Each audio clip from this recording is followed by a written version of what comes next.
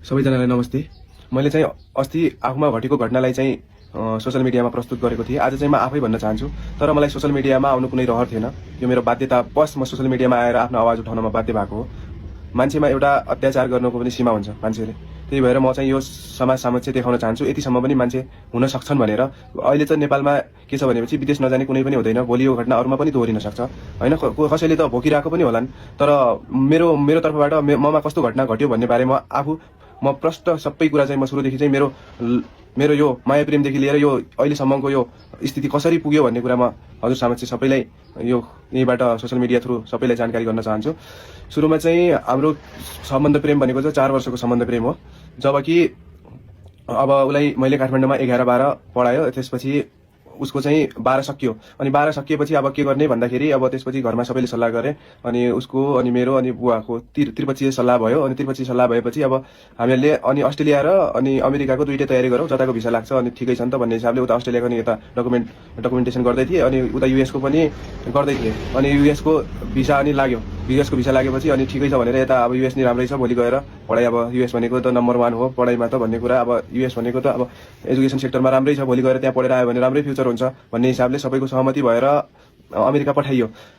America पठाउँदाखेरि यदि के भन्छु भनेपछि उसको हरेक प्रोसेस सबै कुरा चाहिँ मैले गरिदिएँ हो। सबै कुरा उसलाई चाहिँ केही पनि उसको मेल धरी युनिभर्सिटीमा गर्ने सबै एभ्रिथिङ उसको आइल्सदेखि लिएर सबै खर्च हाम्रो परिवारले नै बेहोरेको। उसको उसले चाहिँ अहिले आएर उसले चाहिँ जुन यो धोका दिएको छ, यो कुरा चाहिँ उसले यति चाँडै बिर्सिसक्यो सबै कुरा गरेको। मैले इभन उसको इन्टरभ्यू डेट बुक गर्दाखेरि 4 महिनासम्म नसुतिकन इन्टरभ्यू उसको डेट बुक गरेको छु। त्यसपछि उसले चाहिँ गएको 3 महिनापछि चाहिँ हाम्रो सम्बन्ध 3 महिनासम्म चाहिँ राम्रै थियो। 3 महिनासम्म बोल्ने, सबै कुराहरू सेयर हुने गर्थ्यो। मैले बिस्तारै चाहिँ अब फोन गर्न छोड्ने, फोन नउठाउने गर्न थालेँ। मैले भने किन हो यस्तो के हो भने मेरो एकचोटि नि फुर्सद हुँदैन भनेर म टाइम भएको बेला आफै गर्छु, त्यहाँबाट नगर्नु फोन, त्यहाँबाट फोन गरेपछि म आफै ब्लक गरिदिन्छु फेरि भनेर यस्तो उसले चाहिँ थ्रेड जस्तो दिने कि। अनि मैले भने हुन्छ त ठिकै छ भनेर मैले ठिकै छ अब जहिले टाइम हुन्छ त्यसले गर्नु भन्दाखेरि उसले चाहिँ 10 दिनमा गर्थ्यो, 15 दिनमा कहिले काहीँ गर्थ्यो। इभन त्यति फोन गरेको बेला पनि उसले चाहिँ राम्रोसँग नबोल्ने कि त बाथरुम टोयलेटमा गएर बोल्ने, कि त रातिको टाइममा पनि आँगनमा गएर बोल्ने कि कुरा गर्नलाई।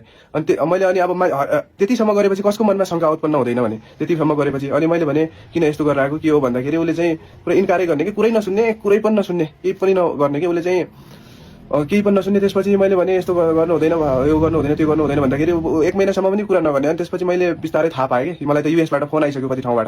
अनि भनिसक्यो अब सबै कुरा देखिसक्यो। उसको मेल त मसँग लगइन थियो नि त, त्यतिखेर युएसको प्रोसेस मैले गरिदिन्थ्यो। अब हरेक कुरा उसको लोकेसन चाहिँ देखिरहेछ कि त्यो पाकिस्तानी केटाकोमा हरेक टाइम गएको लोकेसन देखिरहेछ। यो लोकेसन चाहिँ मलाई सोच्थ्यो काम गर्ने ठाउँको लोकेसन हो कि के हो सोचिरहेको थिएँ। जब मैले युएसबाट त्यो लोकेसन लगाएर पत्ता लगायो, त्यो लोकेसन चाहिँ फेरि त्यो पाकिस्तानीको लोकेसन रहेछ कि हरेक टाइम त्यहाँ गइरहेको, म चाहिँ काममा गइरहेको कि के हो कि भनेर सोचिरहेको थिएँ। तर त्यस्तो हो। अनि जब मैले यो कुरा उसलाई भने यस्तो किन गरेर के हो भनेपछि उसले चाहिँ पुरै टोटल्ली त्यसपछि चाहिँ उसले चाहिँ कटअपै गरिदियो कि। त्यसपछि चाहिँ कुराकानी उसले चाहिँ कसले भने यस्तो नभएको कुरा या ऊ भन्दै थियो। फेरि भने म पत्याउन पनि पत्याउँदिनँ। अब कसैले अब उसको व्यवहारै देखिरहेछ, कसैले तेरो बुढी यस्तो गर्दैछ युएसमा उस्तो गर्दैछ भनेर म किन पत्याउँथेँ। जब उसको व्यवहारले त्यो देखाइरहेछ भने त म अभियसली मैले पत्याउने होइन, मसँग प्रुफ पनि आइसक्यो, सबै कुरा भइसक्यो, हरेक कुरा भइसक्यो। उसको त्यो जुन मोबाइल किनिदिएको छ, वाचेसहरू किनिदिएको छ, त्यो नयाँ लुगाहरू किनिदिएको छ, सबै त्यो पाकिस्तानीले किनिदिएको, एभ्री कुरा पाकिस्तानीले किनिदिएको। मैले भनेको बरु गलत बाटो रोज्नुभन्दा कसैले अहिले युज गर्न खोजिरहेको हुनसक्छ, भोलि गएर दुःख पाइन्छ। आफ्नै परिवार नबिगाड, हाम्रो के हुन्छ भोलि गएर भविष्य खराब हुन्छ, दुइटैको आफ्नो पनि खराब हुन्छ, मेरो पनि खराब हुन्छ, यस्तो नगर भन्दाखेरि चाहिँ उसले चाहिँ भन्ने कि के भविष्यमा त अमेरिका पुगिसक्यो, नेपाल कहिले नि फर्किँदैन के भविष्य, नेपाली लाइफ त मलाई मनै पर्दैन। नेपाललाई यति घृणा, नेपाललाई यति उसलाई नेपाली हुनुमा उसले चाहिँ गिल्टी फिल भएको जस्तो कुरा गर्ने क्या पुरै। त्यतिखेर पनि उतिखेर एकचोटि मैले उसलाई यो नेपालमा प्रोटेस्ट भएको थियो जेन्जीको, त्यतिखेर नि हाम्रो नेपालमा त यसो भइरहेछ, घर जलिरहेछ। त्यो भन्दा नेपाल त्यस्तै त हो, किन काम र काजको तेरो घर त जलेन नि, यस्तो शब्द सुनाउने कि उसले चाहिँ त्यतिसम्म भन्ने कि। अनि बिस्तारै गएर उसले चाहिँ कटअपै गर्यो, कुराकानी गर्न कटअप गरेर अहिले चाहिँ उसले चाहिँ यतापट्टि हाम्रोपट्टि चाहिँ एकदम नराम्रो शब्दहरू आफ्नो बाबुआमालाई उति गयो कि बिना कामले। उसलाई चाहिँ किनकि अरूसँग घुम्नु छ, अरूसँग मोज मस्ती गर्नु छ, अब ठाउँमा पुगिसक्यो भन्ने जस्तो उसलाई चाहिँ कुनै स्वर्गमा आ जस्तो फिल भइरहेछ कि उसलाई चाहिँ।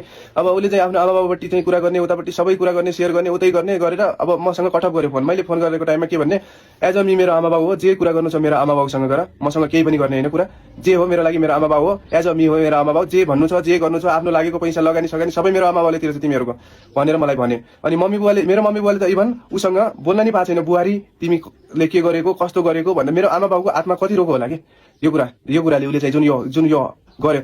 यति राम्रो जिन्दगी छ, सबै कुरा छ, मान्छेले गरेर खान सक्थ्यो होला गर्थ्यो होला यहाँबाट मम्मी बाबाले हामीहरूले भनेको पनि थियो अप्ठ्यारो पऱ्यो भने यहाँबाट पैसा पठाइदिन्छौँ यदि सकेनै भने पनि बस्नै मन छैन भनेपछि नेपाल आऊ नेपालमै गर यहीँ पढ्दा पनि भइहाल्छ भनेको उसले चाहिँ सुन्दैन कुरै सुनेन म किन आउने हो र अमेरिका पुगेको मान्छे नेपाल कहिले फर्किन्छ र यस्तो शब्द सुनाउने कि अनि उसले चाहिँ अनि केही भनेपछि तिमीहरूलाई कसले भने हो त तिमीहरूलाई मान्छे अरू सुन जग्गा घरमा लगानी गर्छ तिमीहरू मान्छेमा इन्भेस्ट गर्ने उस्तै त हो नि भन्ने अब यो कुरा सुन्दा आमा बाउले त छाँगाबाट खसे जस्तो भइहाल्यो हामीले को मान्छेलाई पठाएर उनीहरू त छक परिहाल्यो अब हामीले बुहारीलाई नै पठाओ कि अरूकै मान्छे पर्यो त यो अभियसली त्यो सोच्ने त जसको पनि भइहाल्यो नि त्यस्तो उनीहरूले त फोनै गर्न पाएको छैन एउटा बुहारी के हो किन गरेको भन्न नि पाएको छैन अब उताबाट अनि आमा बाउ एज अ मी हो भनेपछि मैले उता मम्मा बाबालाई रिक्वेस्ट गरेँ मम्मा बाबा यसो रश्मि यसो भन्दैछ किन यस्तो गर्दैछ यस्तो नगरे भए हुन्थ्यो समाज छ भोलि के हुन्छ एकचोटि बिहे गरिसकेपछि डिभोर्स भयो भने समाजमा इज्जत के हुन्छ भोलि डिभोर्सको ट्याग लाग्छ मान्छेहरू एकदम नराम्रो हेर्ने दृष्टि नराम्रो हुन्छ भन्दाखेरि उहाँले चाहिँ सुरुमा हामी सम्झाउँछौँ तपाईँ चुप्प लागेर बस्नुहोस् उसँग कुरा नगर्नुहोस् हामीसँगै कुरा गर्नुहोस् हामी सम्झाउँछौँ भनेर मलाई 3 महिनाको म्याद दियो अनि म 3 महिनासम्म चाहिँ एकदमै कुरेर बसेँ 3 महिनासम्म त्यो कुराइदा मेरो चाहिँ प्रतीक्षा चाहिँ यस्तो थियो कि कुरै छोडिदिउँ कि म रात दिन अब के खबर आउँछ भन्दाखेरि चाहिँ लास्टमा आएर अनि उहाँबाट फोन आएर फेरि मैले गरेँ 3 महिना बितिसक्यो केही पनि कुराकानी आउँदैन अब बाबालाई फोन गरेँ मैले उहाँको बाबालाई फोन गरेपछि के भयो त बाबा अब खबर भन्दाखेरि अब रश्मिले त मिल्दैन भन्यो अब हामीले के गर्न सक्ने अब उसले मिल्दैन भनेपछि ठिकै छ नि त अब हजुर पनि पढे लेखेको मान्छे सधैँ छ ठिकै छ नि त सबै कुरा हजुरको पनि ठिकै छ भोलि उमेर छ सबै छ अब राम्रो पाइहालिन्छ नि भने त्यो शब्द सुन्दाखेरि मैले के भने म कति टुटेँ कि म डिप्रेसनमा गएँ त्यसपछि यो शब्द सुनेपछि म 3 महिना चाहिँ डिप्रेसनमै गएँ डिप्रेसनमा गएर सहँदा अहिले आएर लास्टमा आएर केही नलागेर म सोसियल मिडियामा बोल्न बाध्य भएँ पनि उहाँले के पनि भन्नुभयो भनेपछि एउटा यो बुवाले बोल्ने शब्द यस्तो हुन्छ त नेपाली सोसाइटी समाजमा कतातिर जाँदैछ कि हाम्रो सोसाइटी उहाँले के भन्नुभयो भने छोरीको लागि म मेरो घर जग्गा बेचेर पनि लड्न तयार छु तपाईँले के गर्नु उसैसँग लाग्नुपर्ने के छ त तपाईँले छोडिदिनुहोस् न त डिभोर्स दिइदिनुहोस् न त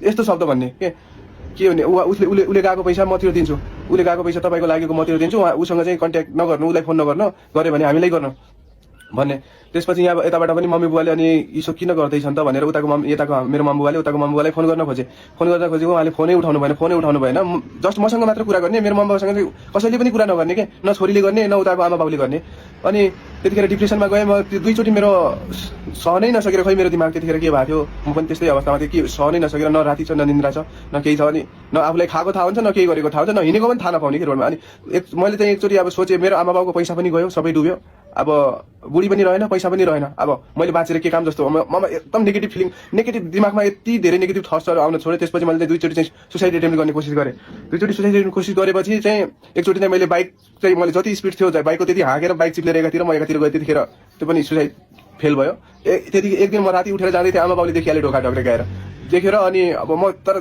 कहाँ जान्थेँ मलाई थाहा थिएन त्यतिखेर चाहिँ अब त्यो देखेपछि अनि दोस्रो दिनदेखि मेरो आमा बाउ मेरो रुमको त्यो ढोकामा सुत्न थाल्यो अनि त्यसपछि चाहिँ उनीहरू चाहिँ यो छोराले भोलि केही गरिदिने हो कि भनेर अब उतिखेर चाहिँ म कमजोर भएँ कि त्यतिखेर चाहिँ एकदमै आमा बुवा भन्दा पनि म कमजोर भएँ अब अहिले म जस्ट अब चाहिँ बिस्तारै मेरो सबै कुरा ठिक हुँदैछ म सबै कुरा ठिक भइसकेको छ जानेलाई त कसैले पनि रोक्न सक्दैन तर जाओस् कसैको घर बार भत्काएर कसैको सपना कुल्चेर कसैको जिन्दगी बर्बाद गरेर यसरी चाहिँ कसैले पनि नजाओस् म चाहिँ त्यो भन्न चाहन्छु तर त्यो मान्छेले चाहिँ यतिसम्म पनि 4 वर्षको सम्बन्धलाई यति सजिलै त्यागिदियो कि कुनै पुरै बिहे भनेको त मजाक जस्तो बनाइदियो कि आयो गयो खेल्यो केटाकेटी खेल्यो जस्तो खेल बनाइदियो कि उसले चाहिँ अब के भन्ने अब त्यसपछि चाहिँ अहिले चाहिँ कसैले पनि कुरा गर्ने अहिले चाहिँ के भएको छ भनेपछि उसको बुवाले चाहिँ मलाई अस्ति जुन मैले पोस्ट गरेँ त्यो पोस्ट देखेपछि मलाई चाहिँ फेसबुकमा ब्लक गरिदियो अनि त्यसपछि चाहिँ यता इष्टमित्रहरूले हाम्रोतिरको सबै रिलेटिभ्सहरूले चाहिँ उता फोन गर्दाखेरि कसैको फोन पनि उठाएन कि अनि ऊ केटीले पनि आफ्नो मैले त्यो युजर नेम चाहिँ उसको आफ्नो त्यो स्ट्याटसको तल लेखिदिएको थिएँ त्यो उसले स्ट्याटस चेन्ज गरेर आफ्नो फोटो हटाइसके उसले चाहिँ टिकटकमा फोटोहरू त हाम्रो युएस गएको 3 महिनापछि टिकटकको फोटोहरू भिडियोहरू त उसले पहिले नै हटाइसकेको थियो बिहे गरेको फोटोहरू यताउति पहिला नेपालमा हुँदाखेरि ती चिजमा यताउति सबै भिडियो बनाएको थियो त्यो सबै डिलिट गरिसकेको थियो कि उसले चाहिँ प्राइभेटमा राखिरहेको थियो होला अब अहिले मैले हिजो अर्कोबाट हेर्दाखेरि 1-2वटा भिडियो सिन्दुर लगाएको मैले देखाएको थिएँ त्योभन्दा अगाडि थिएन उसले चाहिँ त्यो पाकिस्तानीसँग लागेपछि उसले चाहिँ पुरै टोटल्ली नै कन्ट्याक्ट गरेँ म 100% ठोकुवा गरेर भन्न सक्छु 200% ठोकुवा गरेर म जेसुकै सजाय भोग्न पनि तयार छु यदि मैले उसलाई युएस पठाउनु कुनै मेरो गल्ती उसलाई मेरो उप्रति मैले उसको भविष्य बनाउनु खोज्नु आफ्नो लागि हाम्रो भविष्यको लागि सोच्नु मेरो कुनै यो गल्ती हो भने म जुनसुकै नेपालको कानुन बमोजिम म जुनसुकै सजाय भोग्न पनि तयार छु मेरो छातीमा गोली हानेर मलाई मारियोस् म त्यो चाहन्छु तर अरूको परिवार यसरी भत्काएर अरूको आमा बाउ न राति सुत्नु छ न खानु छ परिवारलाई एउटा तहस नहस बनाएर यसरी कसैले पनि कसैको परिवार भत्काउने हक कसैले पनि हुँदैन त्यही भएर म के भन्न चाहन्छु भने यो म त एउटा उदाहरण मात्रै हो यो समाजमा म जस्ता कयौँका आमा बुवाका घर भत्किएका होलान् कयौँका घर सपना टुटेका होलान् यस्तो मान्छेले गर्दाखेरि होइन। म चाहिँ उसलाई चाहिँ यहाँ दोष दिन यो गर्न त्यो गर्न कुनै आएको होइन। यस्तो भोलि हुनसक्छ भनेर मैले यो भिडियो बनाउनुको कारण भनेकै मेरो जस्ट सोसल अवेरनेसका लागि हो। भोलि समाजमा यस्तो पनि हुन सक्छ भनेर। अब मेरो आमा बाउले कहिलेसम्म टाउको झुकाएर हिँड्ने, मैले कहिलेसम्म टाउको झुकाएर हिँड्ने त्यो समाजको अगाडि। पठाउनु पर्ने हामीले सबै गर्नुपर्ने, उसलाई जे गर्नुपर्ने सबै उसलाई ठाउँमा पुर्याउने हामी, फेरि गल्ती नै हामी भएर समाजको अगाडि कसरी झुकेर हिँड्ने। म यो सक्दैन भनेर म सोसल मिडियामा बोल्छु मम्मा बाबा हजुर ढुक्क हुनु, म छु, हजुरको छोरो छ, जबसम्म म छु, जबसम्म म जिउँदो छु, हजुरलाई केही पनि अप्ठ्यारो पर्दैन भनेर म चाहिँ अहिले मम बुवालाई कन्भिन्स गर्छु। उनीहरू चाहिँ अहिले कमजोर भएको छ, म सक्दैन कि अब म यो आवाज चाहिँ म दबाउन सक्दैन जुनले उहाँले जो कुरा गर्नुभयो। अहिले त इभन यतिसम्म कि गर्दा गर्दा थाहा छैन उहाँले के भन्यो भनेपछि उता छोरीलाई डिभोर्सको लागि कागजको पेपर पठाइसकेको रहेछ। कागजको पेपर पठाउँदा जब त मलाई थाहै छैन, जब अनि वकिललेबाट उहाँले भन्नुभयो, वकिल र उहाँको फोन आएपछि मैले थाहा पाएँ कि अनि डिभोर्सको पेपर पठाउनु भयो भनेर भन्छन् उहाँले। डिभोर्सको पेपर पठाएछ, अब डिभोर्स गर्नु पर्यो, उहाँले वारिसनामा पठाएछ अब भन्नुभयो उहाँले। भने मैले बुवालाई फोन गर्दाखेरि पठाएछ, मैले भने मेरो कन्सर्न बिना कसरी पठाएको त हजुरले मलाई सोध्नु पर्दैन एकछिन पनि, कसरी पठाएको त भन्दाखेरि त्यो सोध्नै पर्दैन नि त्यसमा, त्यो त हामीबाट हुने कुरा हो। त्यो त हामीले गर्ने काम त हामीले गर्न पाउँछ नि। तपाईँले के भएर म तपाईँलाई चेक दिन्छु, त्यो चेक दिएपछि डिभोर्स गरिदिनु न, के छ र तपाईँले गएको पैसामा म चेक दिइहाल्छु, चेक त्यो बााउन्स हुने कुरा पनि हुँदैन, मैले अदालतमा दिएको चेक पनि कतै बााउन्स हुन्छ र भनेर यतिसम्म भन्ने कि तब मैले सहनै नसकेर म बाध्य भएर म अहिले आएको हो यो सोसल मिडियामा। म कसैलाई यहाँ कसैले कसैको परिवार भत्काउन यति सजिलो छैन क्या। ऊ युएसमा छ अरे 10 बिहे गर्ला, जे गर्ला त्यो गर्ला, तर म त नेपालमा छु नि, म त सोसाइटीमा बसेको छु, आमा बाउ सोसाइटीमा बसेका छन्, उसको आमा बाउ पनि सोसाइटीमा बसेका छन्, यो कुरा बुझ्नु पर्दैन। मैले यति रिक्वेस्ट गरेँ, हार गुहार गरेर मम्मा बाबालाई के भने मम्मा बाबा यस्तो नगर्नु भन्नु छोरीलाई, यो गर्नु म हजुरको खुट्टा ठोक्छु भनेर हार गुहार माग्दा पनि, कति सम्झाउँदा फोन गर्दा पनि केही पनि लागेन। मैले भनेको उहाँलाई म सोसल मिडियामा जान्छु, भोलि समाज छ, अनि समाजले उठ्यो भने, नेपाली समाज उठ्यो भने अनि हजुरलाई थाहा हुन्छ सबैको, जे गर्न मन छ गर्दा हुन्छ, हामीलाई केही फरक पर्दैन। मिडिया पनि के हो र 1-2 दिन आएर यो हल्ला गर्ने त हो, त्यसपछि त सकिहाल्यो त्यस्तो भन्ने कि अहिले चाहिँ अब उनीहरूले जब अब यो पावर देख्यो होला नि त, अब नेपाली समाज पनि रहेछ भन्ने कुरा अब थाहा पायो होला। अहिले बिचल्ली भएको छ, अब न कसैको फोन उठ्छ, कसैले ब्लक हानेछ, कसैले हिँड्दैछ, केटीले पनि मेरो इष्टमित्रहरू अब रिलेटिभ्सहरूलाई पनि सबलाई ब्लक गरेर हिँडेछ। त्यस्तो हुन्छ, मान्छेको जिन्दगी यति सजिलै कसैले बिगार्न सक्दैन कि। बरु कसैलाई सुरुमै लाग्छ भनेपछि कसैसँग जिन्दगीमा काट्न सक्दैन होइन, सुरुमै जिन्दगीमा कसैसँग काट्न सक्दैन भने, कमिट गर्न सक्दैन भने सुरुमै बिहे नै गर्नु कि। सुरुमा म त सबैलाई यही भन्छु, बिहे चाहिँ नगर्नु कसैको भविष्य खेलवाड गर्न, या केटा होस् या केटी, दुइटै पीडित जो पनि हुनसक्छ। कुनै ठाउँमा केटी पीडित धेरै भयो पनि देखाएको छु, कुनै ठाउँमा केटा पीडित पनि भएको देखाएको छु, दुइटै इक्वल हुन्। दुइटैले कसैको घरबार बिगार्ने, कसैको त्यो गर्न पाउँदैन। आफूले पायो भन्दैमा कसैको घरलाई लात हानेर आफू ठाउँमा पुगेपछि त्यो कसैले पनि पाउँदैन, कसैको अधिकार पनि हुँदैन। त्यही भएर म चाहिँ यही भन्छु, सकेसम्म कसैले पनि मेरो जस्तो घटना अरूको नघटोस् भविष्यमा होइन। कसैको घटिरहेको छ भने पनि समाजको अगाडि हामीले टाउको झुकाउने होइन, जसको अब अन्याय नै छैन, उसकै भलाइका लागि काम गरेछ भने कि हामीले टाउको झुकाएर हिँड्नुपर्ने, मेरै आमा बाउले टाउको झुकाएर हिँड्नुपर्ने, जसले त्यो ठाउँमा पुर्याइदिएको छ उसकै टाउको झुकाएर हिँड्नुपर्ने। त्यही भएर मैले भनेको म यो सक्दैन भनेर वास्तवमा म आएर सोसल मिडियामा बोल्न बाध्य भएको हो।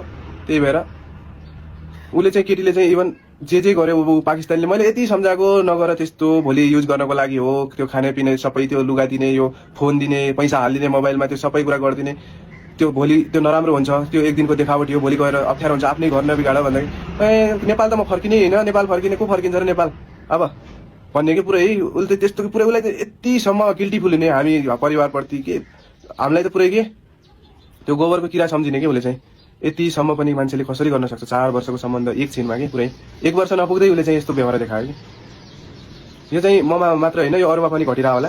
त्यही भएर म अरू सोसल मिडियालाई पनि के भन्छु भनेपछि म प्रश्न भन्छु, मैले आफै बोलेर मैले कसैलाई यो मेरो पोस्ट हालिदिनु हार गुहार मैले कसैले पनि गरेँ होइन, म आफै बोलेर म भन्छु, कसैले केटीलाई पनि दोष गरेर अब कसैले पनि त्यो भिडियोहरू पोस्टहरू नगरिदिनु होइन। मैले चाहिँ सोसल अवेरनेस गराउनको लागि चाहिँ यस्तो पनि घटना हुँदो रहेछ समाजमा, यतिसम्म पनि मान्छे गर्न सक्दो रहेछ होइन भनेर चाहिँ मैले यो भन्न खोजेको हो। त्यही भएर हजुरले सबैले उसको चरित्र जे जस्तो थियो अब उसलाई नै थाहा होला होइन, उसले चाहिँ किन यस्तो गरे उसलाई नै थाहा होला, तर उसलाई चाहिँ टार्गेट गरेर कसैले पनि सोसल मिडियामा चाहिँ पोस्ट नगरिदिनु होला। तर यति कुरा हो कि यस्तो पनि समाजमा हुँदो रहेछ, यतिसम्म पनि बाबुआमाले गर्दा रहेछन् आफ्नो छोरीलाई यदि पैसाको लागि पनि यतिसम्म मान्छे मैले जान्छन्, मैले कल्पना पनि गरेको थिएन कि। अस्ति मात्रै भर्खरै पनि उहाँ बुवालाई उता आएको छ, पैसा आएको छ, त्यो छोरीले त्यही पैसा उताबाट त्यो पाकिस्तानसँग लिने अनि उता बाउलाई पठाउने, त्यही पैसा बाउले मलाई दिएर अनि डिभोर्स गर्न खोज्ने कि। यो कहाँसम्मको अन्याय होला कि, यो चाहिँ कतिसम्मको अन्याय। मैले यही दिन देख्नलाई मैले आफ्नो बुढीलाई मैले युएस पठाउँ होला त, अब भोलि हाम्रो सपना होला, सुन्दर होला, के सोचेको थिएँ 4 वर्षभित्रमा त मेरो कति धेरै मेमोरी बनिसकेको थियो कि म त्यो त मलाई मात्र थाहा छ। त्यो मान्छे पहिला यस्तो थिएन, नेपाल हुँदा चाहिँ राम्रै थियो, केही पनि थिएन, हामीहरू जे कुरा पनि मिलेरै गर्थ्यो, सेयर गर्थ्यो, सबै कुरा गर्थ्यो। तर युएस गएपछि उसले चाहिँ पुरै चेन्ज भयो। नेपालमा हुँदाखेरि चाहिँ इभन आफै पनि विचार गर्नु, नेपालमा हुँदाखेरि हाम्रो अहिले त मेरो ल बच्चाहरू केही पनि भएको छैन, उसले चाहिँ बच्चा भएको छैन, बच्चाको नाम धरिराख्थ्यो कि अब भनेपछि त्यो पीडा मेमोरी त कति छ कि म सम्झेर चाहिँ मलाई एकदमै गाह्रो हुन्छ। त्यही भएर म चाहिँ यो जस्ट सोसल अवेरनेसका लागि मैले चाहिँ यो भिडियो हालेको हो। यस्तो पनि हुन्छ, हुनसक्छ भोलि यो घटना कसैमा नघटोस्, कसैले पनि बुढा र बुढी इभन यदि छुट्टियो भने यो घटना चाहिँ धेरै म्याक्सिममकोमा आउने नै रहेछ कि मैले धेरै जस्तो विचार गरेँ। तर यो कुरालाई अरूले दबाएर राख्छ, मैले चाहिँ सकिनँ है। त्यही भएर जे हुनु थियो लाइफमा भइहाल्यो, ठिकै छ। अब उसको त्यो केटीको अब ठिकै छ, अब राम्रो होस्, सफल होस्, मलाई केही भन्नु पनि छैन। उसको आमा बाउलाई पनि मैले केही भन्नु छैन। यति हार गुहार गर्दा 10 महिना 8 महिनासम्म पुऱ्याउँदा मलाई डिप्रेसनमा पार्दा, मेरो भताभुङ्ग पर्दा त उनीहरूले दयामाया उनीहरूमा पलाएन भने अब के भन्नु छ मैले। हस्, मैले यति भन्नु थियो, सबै समक्ष मैले आफ्नो कुरा यहीँ राखेँ। हस्, सबैलाई माया छ।